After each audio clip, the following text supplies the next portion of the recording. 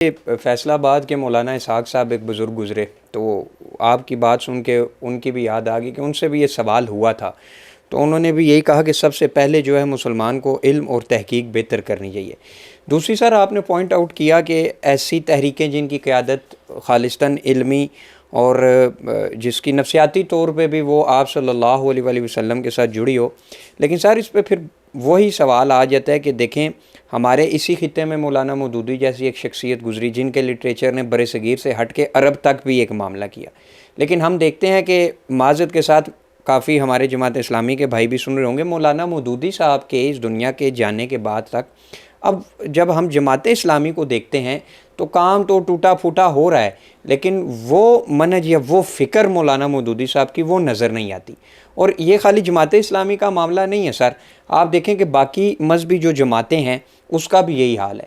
تو اس میں آپ کیا کہیں گے کہ کیا مودودی صاحب کے بعد جماعت کو اس لیول کی قیادت میسر نہیں ہوئی، یا اس میں آپ کہیں کہ ہمارا سسٹم ایسا ہے کہ وہ کام اس طرح کھل کے کر ہی نہیں سکے؟ اور دوسرا، آیا یہ مذہبی جماعتیں ایک جگہ ایک پلیٹ فارم پہ اکٹھے کیوں نہیں ہوتی؟ انہیں اکٹھا ہونے نہیں دیا جاتا، یا اپنی اپنی چودراہٹ، انا پرستی، مفاد بیچ میں آ جاتا ہے؟ دیکھیے، پہلی چیز تو کہ مولانا مودودی کے بعد بڑے لوگ کیوں پیدا نہیں ہوئے، تو اس کا جواب پھر یہ ہے کہ اقبال کے بعد بڑا شاعر کیوں نہیں پیدا ہوا؟ پاکستان بننے کے بعد کوئی بھی بڑا شاعر پیدا نہیں ہوا، چھوٹے موٹے لوگ پیدا ہوئے نا۔ ہمارے پاس کون پیدا ہوا؟ وہ کوئی یعنی پاکستانی فکر کا ترجمان ایک شاعر بھی پیدا نہیں ہوا۔ بجا فرمایا۔ وہ سارے یعنی وہ ترقی پسند قسم کے لوگ تھے، تو وہ چھوٹے یعنی اے گریڈ کا کوئی بھی شاعر نہیں تھا، بی گریڈ اور سی گریڈ اور ڈی گریڈ کے شاعر تھے۔ زیادہ سے زیادہ فیض احمد فیض ہو گئے، احمد عدیم قاسمی ہو گئے، احمد فراز ہو گئے، تو یہ اس قسم کے دو چار لوگ ہو گئے، لیکن بڑا جو اسلامی شاعر آپ جس کو کہتے ہیں کوئی نہیں ہوا۔ دوسری بات یہ کہ مولانا مودودی جو ہیں وہ دو رخے عالم تھے۔ ٹھیک، مطلب یہ ہے کہ ان کی مغرب پر بھی گرفت تھی، اور وہ کئی زبانوں کے ماہر تھے۔ اچھا، ظاہر ہے تو اب بھی یعنی جو ٹیلنٹ ہوگا، وہ کوئی بڑا آدمی پیدا ہوگا تو اس کے لیے یہ لازمی ہوگا کہ وہ کئی علوم کا ماہر ہو، یعنی مغرب کا بھی اچھا اس نے مطالعہ کیا ہو، اور پھر اس نے اسلامیات کا بھی گہرا مطالعہ کیا ہو۔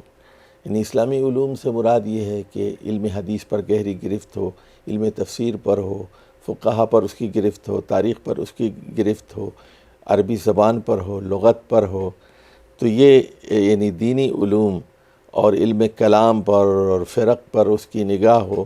دوسری طرف یہ کہ مغرب کے مادی عروج کے کیا اسباب ہیں، اور ان کے پاس کیا لکھا جا رہا ہے، کیسے سوچا جا رہا ہے، ان کی کیا ذہنیت ہے، تو راست مغربی فکر کا مطالعہ بہت ضروری ہے۔ اور یہ جو اچھا اب ہمارے ہاں جو دانشور پیدا ہوتے ہیں اکثر عربی زبان نہیں جانتے، انگریزی زبان نہیں جانتے، اور اس وقت دنیا کا بڑا لٹریچر جو ہے وہ انگریزی میں ہی ہے، اور عربی کے بغیر تو قرآن و سنت کا علم حاصل ہی نہیں ہو سکتا۔ تو یہ محنت کرنے والے لوگوں کی ضرورت ہے۔ اچھا، اب یہ جو مدارس یا یونیورسٹی کا نصاب ہے، اس سے یہ لوگ پیدا نہیں ہو سکتے، یعنی وہ کچھ ایسے لوگ ہوں جو وہ اس سے زیادہ کرنے والے ہوں۔ ٹھیک، یعنی عام آدمی نہ ہو وہ، یعنی دو دو تین تین بیک وقت۔ اب میں بتاؤں اس کو، یعنی ایک لفظ استعمال ہوتا ہے پولی میتھس۔ پولی میتھس جو ہے ان لوگوں کو کہتے ہیں جو کئی علوم کے ماہر تھے۔ اب جیسے اب میں مثال دیتا ہوں، اب یہ ابن سینا کا نام سنا ہوگا آپ نے، اسماعیلی تھا یہ، لیکن حافظ قرآن تھا۔ اچھا، طب کا ماہر تھا، بہت بڑا ڈاکٹر تھا، بہت بڑا سرجن تھا، وہ فلکیات کا ماہر تھا۔ یعنی اسپیس کا بھی وہ سائنٹسٹ ہے، میڈیکل سائنٹسٹ بھی ہے، دینی علوم کا ماہر ہے، عربی کا بہت بڑا شاعر ہے، اتنا بڑا شاعر ہے، وہ ازبکستان کا رہنے والا ہے، عربی اس کی مادری زبان نہیں ہے، لیکن شاعری اس نے وہ کی، ابن سینا نے۔ ابن تیمیہ کہہ رہا ہے کہ عربی زبان کا بڑا عجیب غریب قصیدہ لکھا ہے اس نے، عربی پر اتنا عبور تھا اس کو۔ ابن تیمیہ جیسی پرسنالٹی نے ان کی تعریف کی۔ ابن سینا کی تعریف کر، حالانکہ وہ اسماعیلی ہے۔ اچھا، پھر شراب اور شباب میں ڈوبا ہوا ہوتا تھا وہ، اچھا سمجھ رہے لیکن دیکھ رہے ہیں آپ، اس کی محنت بتا رہا ہوں، دنیا میں نام پیدا کیا نا، تو ظاہر ہے کہ اس کے اندر کچھ ٹیلنٹ تو تھا۔ جی، تو یہ اس طرح کی بڑے لوگوں کا ہونا بہت ضروری ہے ہمارے پاس، صاحب کردار بھی ہوں۔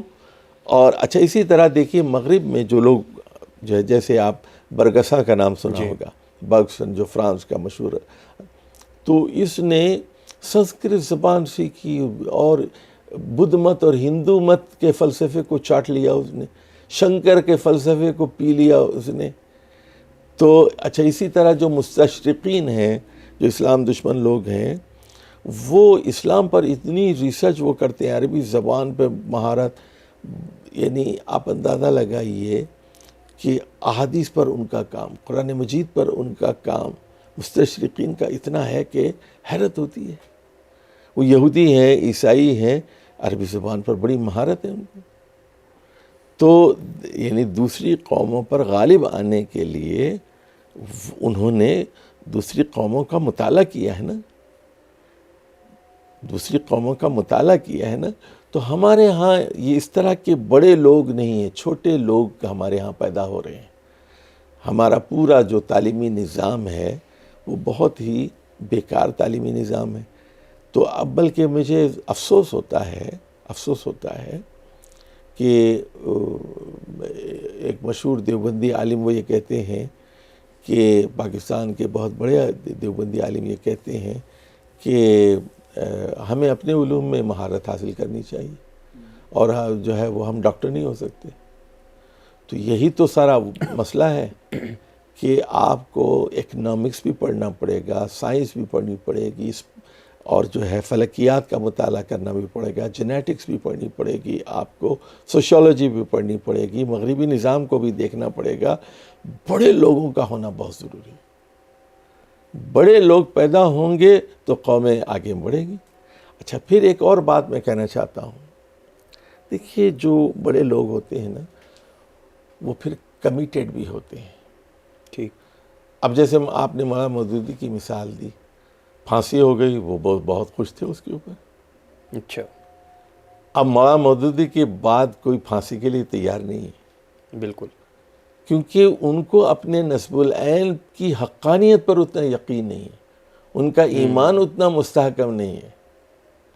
یعنی جس کے لیے وہ کہتے ہیں کہ ٹھیک ہے، ہمیں موت منظور ہے، ہم اپنے رب سے ملنے کے لیے چلے جائیں گے، آخرت پر یقین ہے ہمیں۔ تو یہ امت مسلمہ کے اندر اگر جب موت کا خوف آ جائے تو پھر یہ امت پھر آگے نہیں بڑھ سکتی۔ امت مسلمہ کے اندر ایک تو جو لیڈرشپ ہے، میں صرف لیڈرشپ کی بات کر رہا ہوں، عوام کی بات نہیں کر رہا ہوں، لیڈرشپ ایسی ہونی چاہیے جس کے پاس بالکل صحیح علم ہو کہ امت یہ کیوں میدان میں لائی گئی ہے، امت کا وجود، اس کا مقصد کیا ہے، مقصد وجود کیا ہے۔ یہاں کئی امتیں تھیں نا، تو محمد صلی اللہ علیہ وسلم کی امت کیوں لائی گئی؟ تو وہ بات بتائی گئی کہ اخرجت للناس، یہ دوسرے انسانوں کے لیے پیدا کی گئی ہے، اس کا کام شہادت حق ہے۔ یہ ایک امت وسط ہے، ایک متوازن قوم ہے، یہ دنیا پر چھانے کے لیے آئی ہے، دنیا پر اتمام حجت کے لیے آئی ہے۔ تو یہ اپنی حیثیت کو سمجھنا، امت کا مسئلہ اس وقت یہ ہے، امت اپنی حیثیت کو نہیں سمجھ رہی ہے کہ اس کو اللہ تعالیٰ نے آخر میں کیوں پیدا کیا ہے اور میدان میں کیوں لایا ہے۔ یہ اگر وہ جان لیں، اور ان کا مقابلہ کس سے ہے، یہ وہ جان لے، اور یہ کہ الٹیمیٹلی یعنی وہ جو قرآن کہتا ہے هو اجتباکم، اللہ نے تم لوگوں کو چن لیا ہے۔ سورہ حج کی آخری آیت ہے هو اجتباکم، اللہ نے تم لوگوں کو لیڈرشپ کے لیے چن لیا ہے، بنی اسرائیل کو معزول کیا۔ بنی اسرائیل ایک زمانے میں انی فضلتکم علی العالمین تھے، وہ دنیا کی بہترین قوم تھے، تو معزول کیا، ان کو امپیچ کر دیا، ان کو عہدے سے اتار دیا. تو امت اپنے مقصد وجود کو نہیں پہچانتی. یہ ہے سارا مسئلہ. اور جو لیڈرشپ ہے ہماری، وہ بہت ہی بیکار لیڈرشپ ہے. اب میں چلیے پاکستان کی مثال اگر آپ لے لینا جی، اگر آپ مجھ سے پوچھیں کہ یہ 76 سال کی کیا داستان ہے، 77 سال کی کیا داستان ہے، تو میں ایک ہی بات کہوں گا کہ بے وفائی کی داستان ہے. یعنی پاکستان میں ہم نے بڑے پیمانے پر بے وفا پیدا کیے ہیں اور بے وفا پیدا کر رہے ہیں.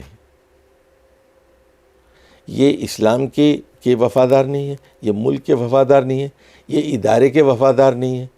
اب دیکھیے کہ کوئی پارٹی کو استحکام نہیں ہے یہاں پر. جی. تو جب مسلم لیگ سے لوگ ادھر نکلتے ہیں، وہ پارٹی میں گئے، اس پارٹی سے یہ پارٹی میں، اس پارٹی سے مسلم لیگ سے چلے گئے لوگ پیپلز پارٹی میں، پیپلز پارٹی سے لوگ چلے گئے قاف لیگ میں، کنونشن لیگ میں، جونی جو لیگ میں، فلاں لیگ میں. سمجھ گئے بات آپ؟ اس کے بعد پی ٹی آئی میں چلے گئے. تو یہ ایک گیم ہے، راؤنڈ ٹیبل گیم ہے. وفاداری نہیں ہے. جب وفاداری نہیں ہوتی، اچھا اسی طرح دیکھیے اب ادارے آپس میں لڑ رہے ہیں. ملک کے اندر نظریاتی یکسوئی نہیں ہے نا. 76 سال کی کیا داستان ہے.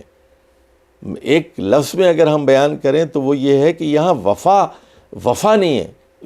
جس ادارے میں آپ کام کر رہے ہیں نا، جیسے جوڈیشری ہے، جوڈیشری میں آپ کی وفاداری ہونی چاہیے، لیکن جوڈیشری ایک بکاؤ مال ہے. 10 کروڑ میں جج ملتا ہے، 5 کروڑ میں جج ملتا ہے. جوڈیشری کے اندر جو ہے، جوڈیشری کے لوگ باغی ہیں. اسی طرح جو مسلم لیگ ہے، مسلم لیگ اپنی پارٹی کا وفادار نہیں ہے. پیپلز پارٹی والا اپنی پارٹی کا وفادار نہیں ہے. یعنی جو تحریک انصاف ہے، اس پارٹی کا آدمی اس کا وفادار نہیں ہے. لے دے کے تھوڑا ہی بہت وفاداری آپ کو کہیں ملتی ہے، تو وہ بچی کچھ جو تھوڑی سی ہے وہ جماعت اسلامی کے اندر ملتی ہے آپ کو. اور وہ بھی اس لیے کہ مولانا محی الدین نے حلف لیا، اور ہر ایک سے حلف لیا جاتا ہے کہ میں اللہ کو گواہ بنا کر کہتا ہوں کہ میں اللہ اور رسول کا وفادار رہوں گا. اور جو ہے میں کوئی پورا حلف لیا جاتا ہے، شورا سے حلف لیا جاتا ہے. اس حلف کی وجہ سے وہ ایک نظام کچھ حد تک انٹیکٹ ہے، اگرچہ کہ جماعت اسلامی بھی زوال سے گزر رہی ہے. اور اس کی وجہ یہی ہے کہ اس کے اندر وہ علمی جو فیڈ بیک ہے وہ نہیں آ رہا ہے. جو تحریک کو توانا رکھنے کے لیے قرآن سے اور حدیث سے جو علمی استدلال ہونا چاہیے، وہ استدلال نہیں آ رہا ہے. لیکن وہ ایک ڈھانچہ ہے، پرانا ڈھانچہ ہے، اس کے مطابق لوگ حلف اٹھاتے ہیں. وہ ایک سسٹم ہے اور بہت حد تک وفاداری ہے اس کے اندر. تو یہ جو ہے ابھی آپ دیکھ رہے ہوں گے کہ یہ جو گزشتہ بالخصوص 2012 اور 14 کے بعد، یہ دھرنوں کے بعد جو ہم نے دیکھا کہ اداروں سے برسر پیکار ہے. یہ بہت بڑی بات ہے. یعنی عدلیہ اور فوج کا ٹکراؤ، سیاسی جماعتوں اور فوج کا ٹکراؤ، اور پولیس سے ٹکراؤ. یعنی ریاست کی جو اہم کمپوننٹس ہیں، ہر شعبہ اپنی جگہ مضبوط ہو، اور سب کا نظم العین کیا ہو؟ اسلام ہو. جی. تو سر یہ تو جو ابھی آپ نے بتایا، اگر ہم قوموں کی تاریخ پڑھیں یا یہ ہسٹری اوور آل پڑھی جائے، تو یہ تو بڑی خطرناک بات نہیں ہے سر؟ جب اداروں کا یہ حال ہو تو اس سے اگلا معاملہ تو پھر سول وار کی طرف جاتا نظر آتا ہے، کہ جب اداروں میں ہی آپس میں ٹکراؤ شروع ہو جائے، کوئی کسی ایک جگہ پہ نہ ہو، تو یہ تو جو پھر پالیسی میکنگ ہے، کیا وہ اس لیول کے بے وقوف ہیں، یا ان کی عقل پہ اللہ نے پردہ ڈال دیا کہ انہیں یہ چیز نظر نہیں آ رہی کہ یہ تو نظریہ، دین، اور سب سے بڑھ کے جس ملک رہے گا تو وہ بھی کھائیں گے نا، تو یہ تو ملک کے لیے خطرناک ہے؟ دیکھیے میں ایک بات بتاؤں کہ دیکھیے بغاوت اور سول وار جو ہے اس کو کنٹرول کرنے کے بھی کئی طریقے ہوتے ہیں. ٹھیک. اور مغرب وہ بتاتا ہے آپ کو. اچھا، وہ بھی مغرب بتاتا ہے؟ وہ بھی مغرب بتاتا ہے آپ کو، سمجھے؟ ٹھیک. مثال کے طور پر وہ کہتے ہیں کہ بغاوت ہو رہی ہو تو ان کو کھیلوں میں لگا دو. اچھا. موسیقی میں لگا دو، کلچرل پروگرامز میں لگا دو، اچھا، اور مصنوعی ہیروز آپ کریٹ کریں. جیسے مثال کے طور پر یہ میچ اور یہ اب جیسے سمجھے ورلڈ کپ آپ جیت رہے ہیں اور فلاں کپ اور T20 کے فٹ بال میں لگا دو، ان کو فلاں میں لگا دو، انٹرٹینمنٹ لگا دو، گانوں میں لگا دو، تو عوام کو مصروف رکھو. ٹھیک ہے نا. اچھا، دوسرے یہ کہ حالات بہت اگر خراب ہو رہے ہوں تو ان کے منہ میں کچھ نہ کچھ ڈالتے جاؤ ان کو. ٹھیک ہے نا، لیکن ان کو سوچنے مت دو. ٹھیک. وہ یعنی وہ سوچے سمجھے بغیر ہماری پیروی کرتے جائیں. سوچے سمجھے بغیر یعنی گندی فلمیں دیکھیں، پورنو. سوچے سمجھے بغیر فیملی پلاننگ کریں. سوچے سمجھے بغیر زنا کریں. سوچے سمجھے بغیر ڈیٹنگ کریں. سوچے سمجھے بغیر برانڈ کانشیس ہو جائیں. تو یعنی ایک سیلاب ہے نا، ایک فکری سیلاب ہے. تو وہ آپ کے دماغوں کو فتح کر لیا انہوں نے. آپ کے ہاتھ میں موبائلز دے دیے، آپ کے دماغ کیپچر کر لیے. تو جو ینگ جنریشن ہے اس کو بالکل انہیں وہ کر لیا. تو ہمارا میڈیا بالکل ناکام، ہماری صحافت ناکام، ہماری شاعری ناکام، ہمارا ادب ناکام. تو ریاستیں کیسے قائم رہیں گی؟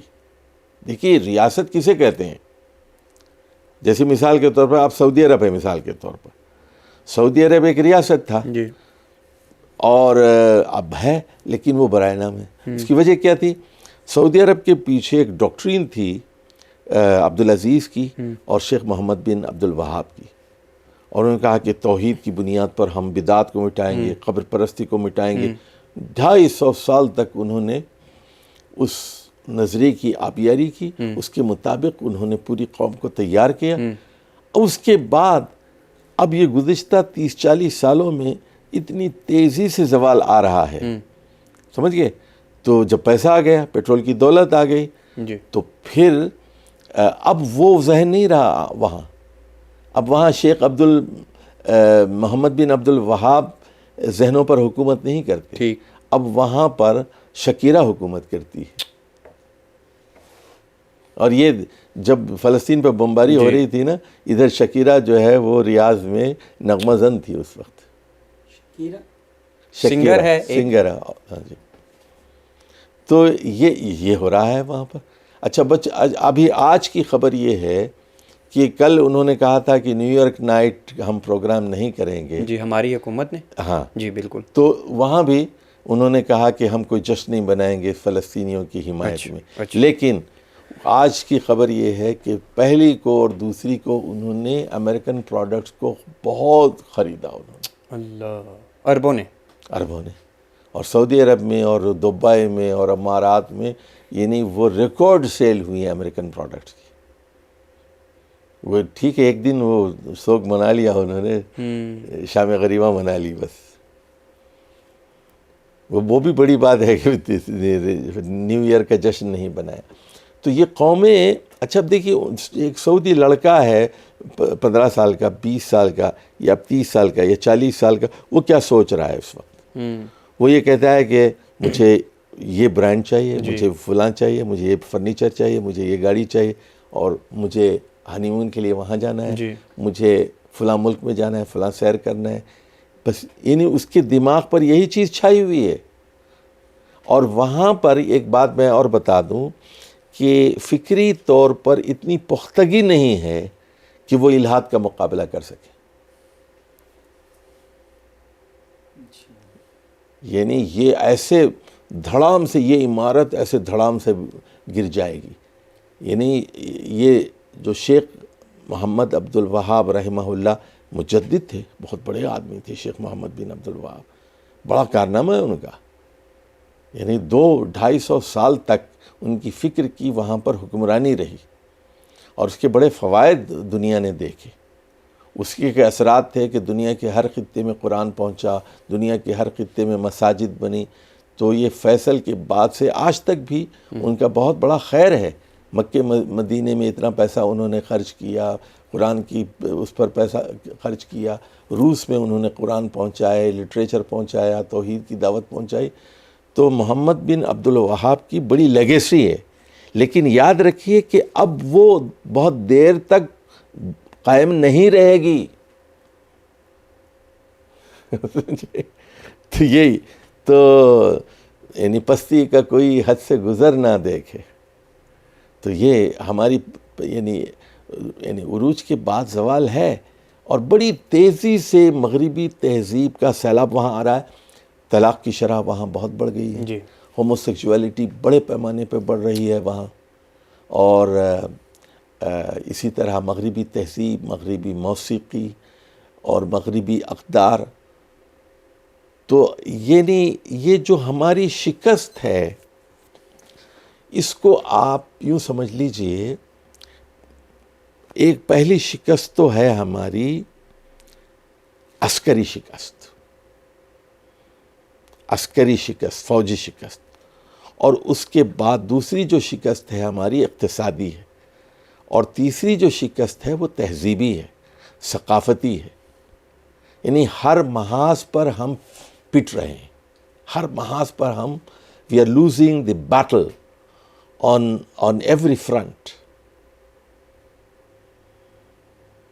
تو اب اس کا حل کیا ہے اور کیا کرنا چاہیے؟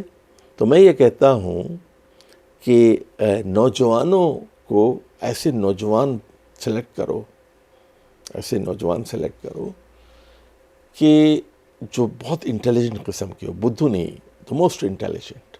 آئی کیو ٹیسٹ لو ان کا، اور ان کو ایسے ہوں جو علم کو پی جانے والے ہوں. یعنی وہ فلسفہ بھی پڑھیں، عربی بھی پڑھیں، انگریزی بھی پڑھیں، فرینچ بھی پڑھ لیں، ہیبرو بھی پڑھ لیں، کئی علوم پر کے ماہر ہوں وہ، سمجھے، اور ہر سبجیکٹ پر کمانڈ ہو. یعنی مولانا مودودی کے بارے میں بات کہی گئی نا، نعیم صدیقی صاحب نے ان کے بارے میں لکھا ہے کہ وہ انسائکلوپیڈیائی علم کے مالک تھے. ماشاءاللہ. یعنی میں نے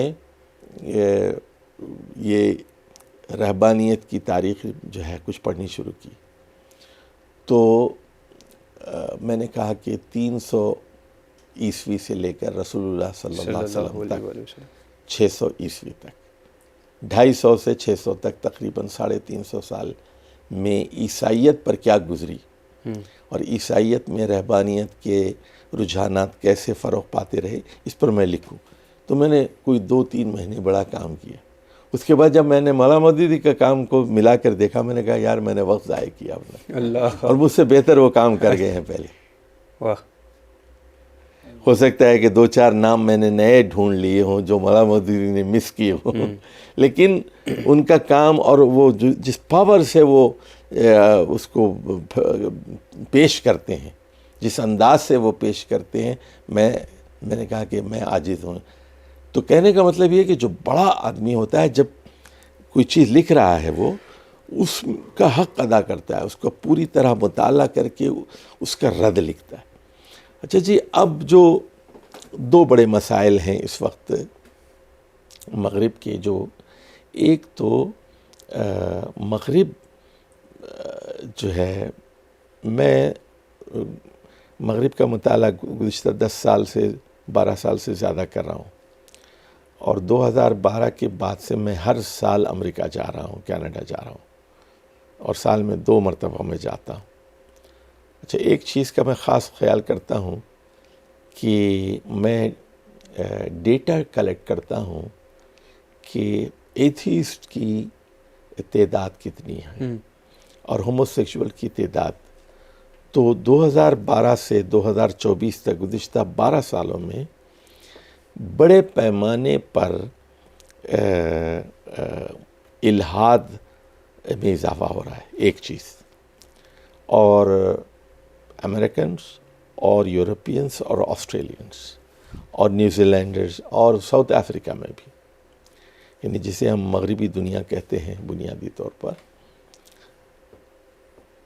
یہاں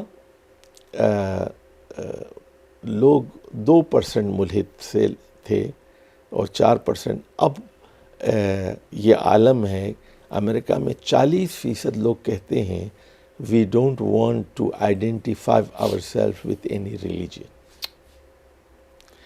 یعنی ایگنوسٹک جسے کہتے ہیں، یا متشکک یا اسکیپٹیکل جسے کہتے ہیں آپ. تو اب ملحد تو وہ ہے نا جو بالکل خدا کو نہیں مانتا، اور یہ ایگنوسٹک وہ ہیں جو کہتے ہیں maybe there is God but I'm not sure. maybe there is not. تو یہ ہے ان کا پوزیشن. اسی طرح ہومو سیکچولیٹی کوئی 1% تھی، پھر 2% ہوئی، پھر 2.5%، پھر 3%، پھر 3.25%، اب یہ 4% اور 5% کو چھو رہی. تو یہ بھی ایک بہت بڑی یعنی خطرناک چیز ہے مغرب کے لیے، اور مغرب اس کو پروموٹ کر رہا ہے. اور وہ یہ خاندانی نظام کے لیے بہت بڑا خطرہ ہے.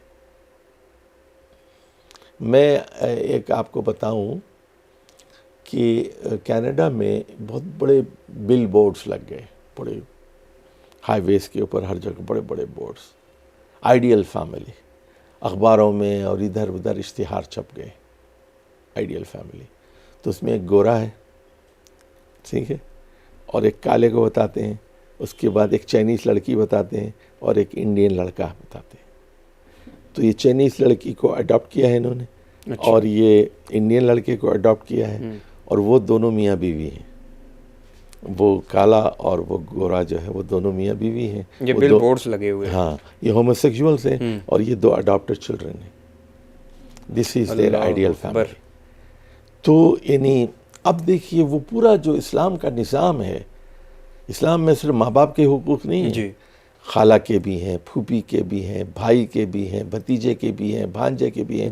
قرآن کہتا ہے وَآتِ ذَا الْقُرْبَ حَقَّهُ، رشتہ داروں کو ان کا حق دو. تو یہ ہومو سیکچولیٹی اصل میں خاندان کے اوپر چھری چلاتی. سمجھ کے بات ہے آپ یہ. اچھا، ایک تو خاندان کے لیے بڑا خطرہ یہ رہا کون سا؟ ہومو سیکچولیٹی کا، جو حضرت لوط کے زمانے سے یہ. دوسرا رہبانیت کیا چیز ہے؟ شادی نہ کرنا، جنگلوں میں زندگی گزارنا، تجرد کی زندگی گزارنا. ہمارے ہاں بھی قصے ہیں کہ فلاں بزرگ نے شادی نہیں کی، اور فلاں خاتون نے شادی نہیں کی، بڑی ولی تھیں اور یہ بڑے ولی تھے. تو یہ سب کیا قصے ہیں؟ یہ سب مطلب یہ ہے کہ یہ خاندانی نظام کے لیے بہت بڑا خطرہ ہے نا. یہ رہبانیت ہے، اور عیسائیت کی جو داستان ہے، یا بدھ مت اور ہندو مت کے اندر جو نظریات ہیں، اس کے کچھ اثرات عالم اسلام پر بھی پڑے. حالانکہ اسلام کا رہبانیت سے کوئی تعلق نہیں ہے. ہمارے ہاں جو بزرگ گزرے ہیں، نیک لوگ گزرے ہیں، وہ شادی کرتے تھے، اولاد ہوتی تھی، سمجھے جو. اور خود رسول اللہ صلی اللہ علیہ وسلم نے فرمایا کہ انا اتزوج النساء، میں شادیاں کرتا ہوں، میرے بچے ہوتے ہیں میرے. تو یہ بھی ایک بڑا فتنہ ہے خاندانی نظام کو. اچھا، اب ایک اور چیز ہے کہ مغرب کو بڑی فکر لگی ہوئی ہے کہ دنیا کی آبادی بڑھ رہی ہے.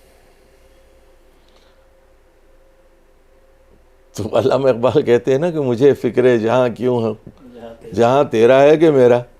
بھائی اچھا، مغرب یہ سمجھتا ہے کہ میں رزاق ہوں، میں رب ہوں، میں پال رہا ہوں. یعنی ان کی سوچ یہ ہے کہ ہم جو ہیں وی آر دا گاڈ، ہم رب ہیں، ہم غذا دے رہے ہیں، پانی دے رہے ہیں، پیداوار ہیں، وسائل کم ہے جی، فیملی پلاننگ کرو، فیملی پلاننگ کرو. تو یہ ایک پوری سوچ ہے.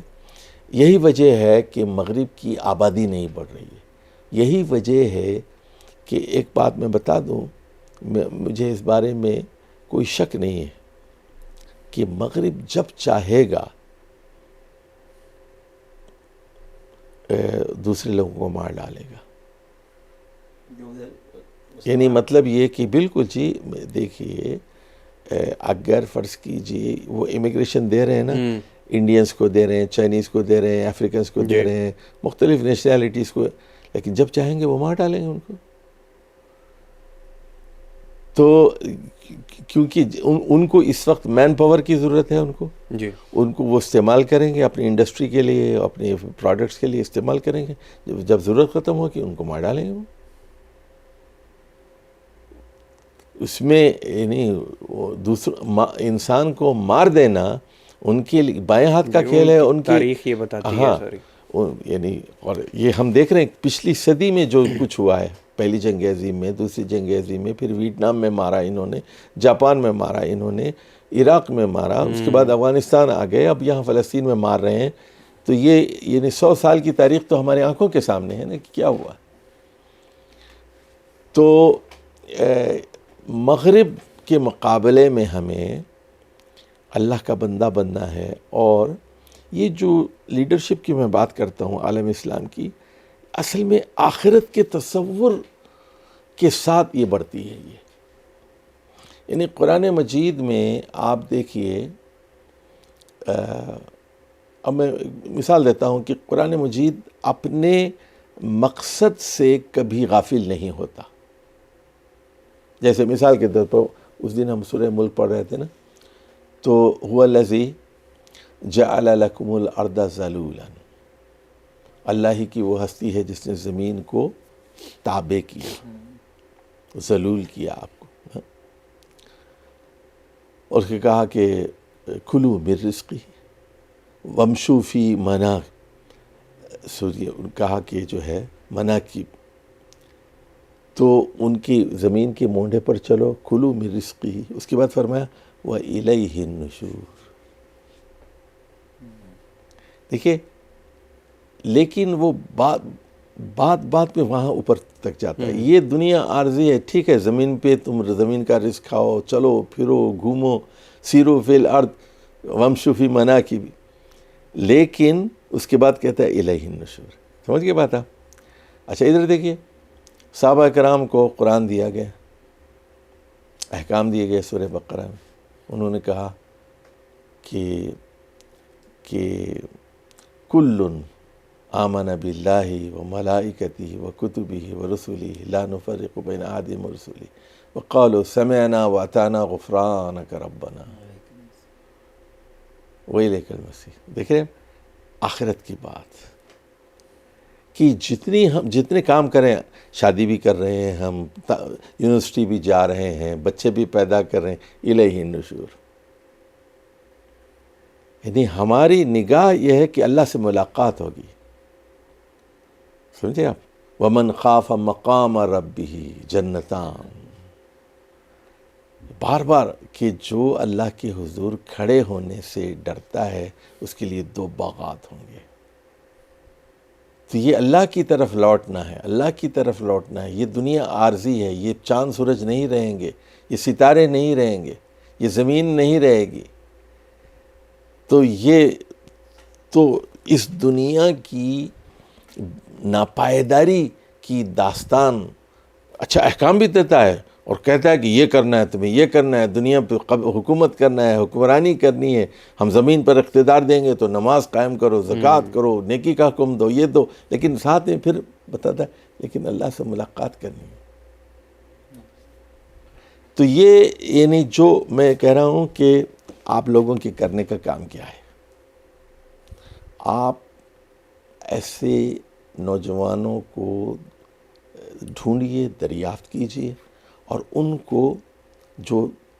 کو توحید اور آخرت اور محمد صلی اللہ علیہ وسلم پر اعتماد یہ ان میں پیدا کیجیے کہ محمد صلی اللہ علیہ وسلم سچے تھے، جھوٹے نہیں تھے. جو کچھ آپ نے فرمایا وہ بالکل برحق ہے، آخری نبی ہیں، سچے تھے. قرآن کا ایک ایک لفظ صحیح ہے، اور آخرت ہے، مرنا ہے. آخرت کے بغیر، آخرت کے تصور کے بغیر دنیا کرنے سے کچھ بھی نہیں ہوگا. اللہ پر اعتماد، محمد صلی اللہ علیہ وسلم پر اعتماد، آخرت پر اعتماد، یہ 3 بنیادی چیزیں ہیں. دیکھیے یا ایھا الناس انک کادح الی ربک کدحا فملاقیہ. اے ساری دنیا کے انسانوں، تم محنت کرتے ہوئے، پاپڑ بیلتے ہوئے، مشقت جھیلتے ہوئے آہستہ آہستہ اپنے رب سے ملاقات کے لیے آگے بڑھ رہے ہو. دیکھیں ویدر یو لائک اٹ اور ناٹ. جو 30 سال کا ہے 35 سال کا ہو گیا، 35 والا 40 کا ہو گیا، 40 والا 50 کا ہو گیا، 50 والا 60 کا ہو گیا، 60 والا 70 کا ہو گیا. آہستہ آہستہ سارے پاپڑ بیلے نا، اپنے یونیورسٹی گئے، شادی کی، بچے ہو گئے، ملازمت کی، یہ کاروبار کیا، وہ کاروبار کیا. سمجھے آپ کتنے پاپڑ، الیکشن لڑے اور سارے کاروبار کر کے دیکھ لیے، لیکن کہاں جا رہے ہیں سب؟ فملاقی. اس سے ملاقات کے لیے. تو یہ دیکھیے جب تک یہ جو تربیت ہے ہماری، جو ذہنی ساخت ہے، ہمارے دماغ کی جو ذہنی ساخت ہے نا، اس کے اندر جو فیڈنگ صحیح ہونی چاہیے. لیکن اب پھر ایک اور وہ ہے کہ بات پھر وہ طویل ہو جائے گی کہ ہمارے ہاں محنتی لوگ بہت کم ہیں، اور ریسرچ کی جو سنسیئرٹی اور دیانت ہونی چاہیے وہ نہیں ہے. اس میں سر ایک بات ایڈ کرتا چاہوں گا معذرت کے ساتھ قطع کلامی کی، کہ یہ جو آپ نے ابھی جو بات کی یہ بہت زبردست کی کہ محنتی لوگ کم ہیں اور ریسرچ کا وہ معاملہ نہیں. ہمارے یہاں سر ایک بہت بڑا طبقہ آپ کو ایسے بھی آئے گا ملے گا سوسائٹی میں، تیز ہوا کے جھونکے کی طرح کہ بس رات کو سوئیں صبح اسلام آ جائے گا. لیکن وہ وقت کے ساتھ ساتھ جو کمٹمنٹ اور استقامت یا علم پہ گرپ ہونا یہ نہیں ہے سر. لیکن پھر ان کی نیت بھی درست ہوتی ہے اور وہ کہتے ہیں کہ اسلام غالب آئے. تو یہ بھی کیا وہ آپ کہیں کہ بس ایک جذباتی ایک معاملہ ہوتا ہے، یا وہ جس سسٹم سے وہ پڑھ کے آتے ہیں وہاں تو ٹوٹل وہ میں کہتا ہوں کہ انسان نما گدھے پیدا کر کر کے ہمارا ایجوکیشن سسٹم نکال رہا ہے. لیکن پھر وہ جب کسی دین کے دائی کو پڑھ لیتے ہیں یا سن لیتے ہیں تو ان کے اندر وہ جذبہ تو پیدا ہو جاتا ہے. لیکن آگے پھر دعوتی محاذ میں سر وہ استقامت اور جو بار بار آپ کہتے ہیں علم ریسرچ والا معاملہ وہ نہیں ہوتا.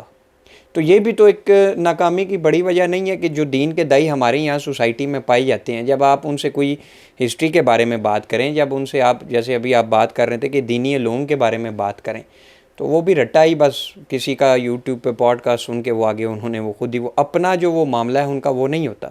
تو اس کے لیے کیا کرنا پڑے گا یہ بتائیں کہ ہمیں ادارے بنانا پڑیں گے، اسکول کالج یا ریاست کے وسائل سے ہٹ کے جس کی جتنی کیپیسٹی ہے وہ ادارہ بنائیں، یا دین کے دائیوں کو چاہیے کہ جیسے ابھی آپ نے بات کی کہ وہ ایسے لوگ بچے ڈھونڈیں جو کمیٹڈ ہوں اور جن کا اپنا شوق بھی ہو اس فیلڈ میں. دیکھیے میرے ذہن میں تو ایک ماڈل ہے جی.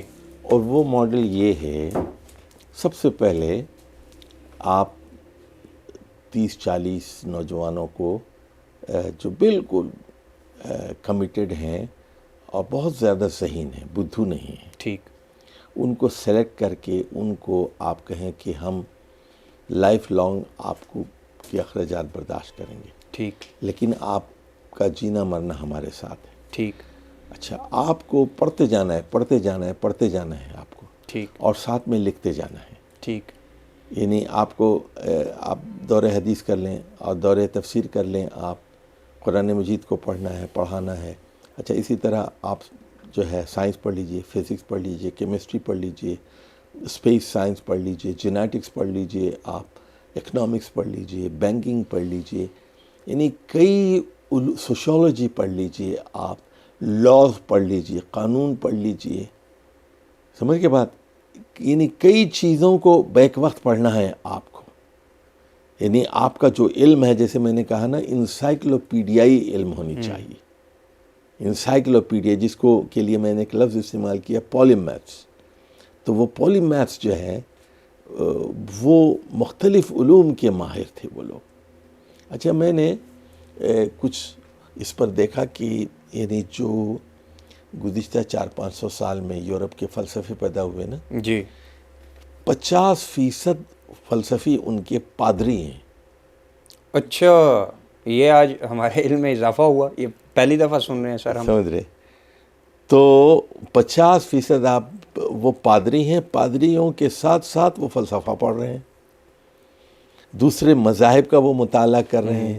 اچھا سن لیجئے، اور وہ سائنس بھی پڑھ رہے ہیں. اچھا، اب جیسے ہیگل ہے، جی، ہیگل کا اس نے وہ جو جدلیاتی فلسفہ اس نے پیش کیا ہے، اس کو جی ہیگل جو ہے خدا کو مانتا تھا، اور خدا کا اس کو بورو کیا کس نے؟ کارل مارکس نے. اور لیکن اس میں سے خدا کو نکال دیا. تو اس طرح بہت سارے وہ لوگ ہیں جو یعنی خدا کے بارے میں بہت ہی کمیٹڈ لوگ ہیں، ایسا نہیں ہے. تو ہمارے ہاں یعنی بہت کم لوگ اس طرح کے پیدا ہوئے ہیں. اچھا، پھر دوسری بات یہ ہے کہ یہ 8 سے 300 سال پہلے کا جو زمانہ ہے وہ پرانے علوم تھے. ٹھیک. اب ایک دم علوم میں ایک انقلاب پیدا ہو گیا نا. مثال کے طور پر پہلے فلسفہ ہوتا تھا. فلسفہ کس کا تھا؟ ارسطو کا اور سقراط کا اور بقراط کا اور جالینوس کا، گیلن، اور یہ جو ہے بعد کے جو لوگ تھے فارابی اور ابن سینا اور ابن رشد وغیرہ، ان کے فلسفے تھے. ان کے یہ پڑھتے تھے لوگ، علماء پڑھتے تھے. ہمارے علماء فلسفہ پڑھتے تھے، منطق پڑھتے تھے، اور فلکیات کا بھی کچھ علم ہوتا تھا ہمارے ہاں، ستاروں کا اور یہ وہ ان کی.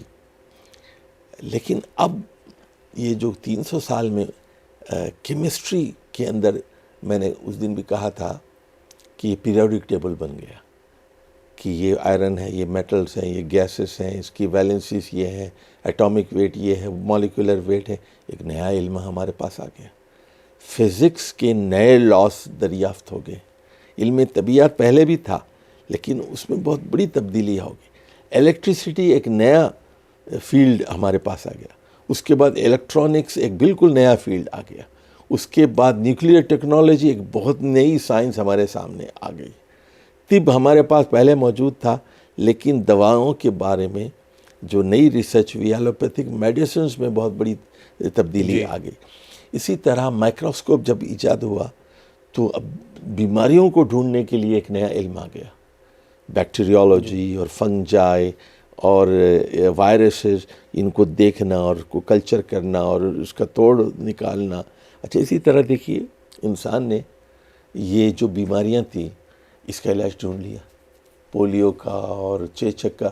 ہمارے بچپن میں لوگ ہم نے دیکھے، آپ لوگوں نے نہیں دیکھے ہوں گے، پورا چہرہ داغدار ہو جاتا تھا. چیچک کے ایسے نشان ہوتے تھے بالکل. لڑکیوں کی شادیاں نہیں ہوتی تھی. اب چیچک غائب ہو گئے. پولیو کو یہاں وہاں مل جاتے ہیں، لنگڑے لوگ مل جاتے ہیں آپ کو پولیو کے پرانے نشان اب، لیکن وہ دنیا سے اس کا خاتمہ ہو گیا.